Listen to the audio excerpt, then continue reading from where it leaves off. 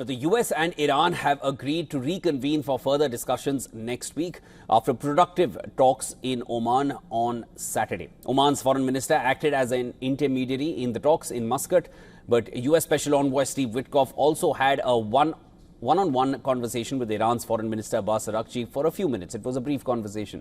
Araghchi, however, played down the brief meeting.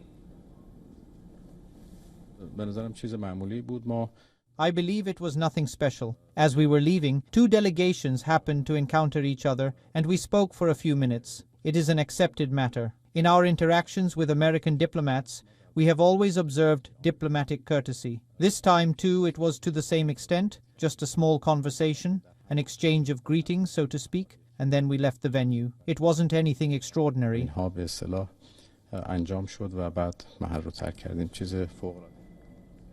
Araghchi said the talks took place in a productive, calm and positive atmosphere. He also said that Tehran and Washington are very close to agreement on the content of future negotiations.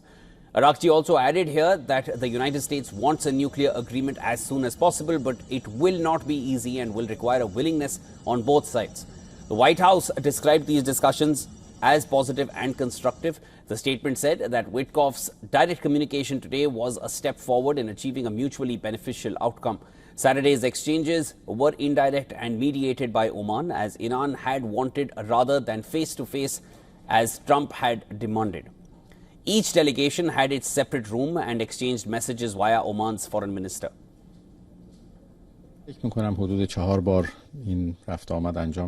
I think shuttled between the Iranian and US delegations about 4 times, and the views of both sides were conveyed to each other. It lasted about 2.5 hours, and in my opinion, as a first meeting, it was a productive one. It took place in a calm and positive atmosphere. No inappropriate language was used.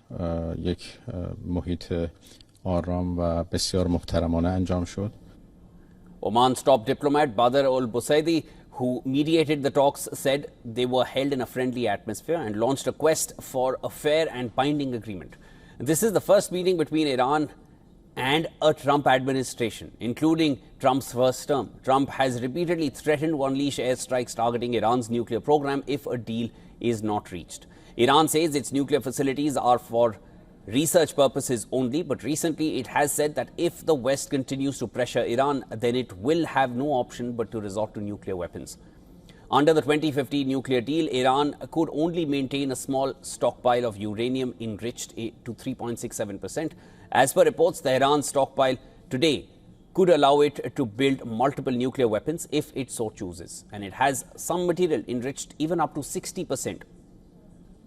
Which is a short step away from weapons-grade levels. While a deal with the US can offer sanctions relief for Iran's beleaguered economy, it remains unclear just how much will Iran be willing to concede.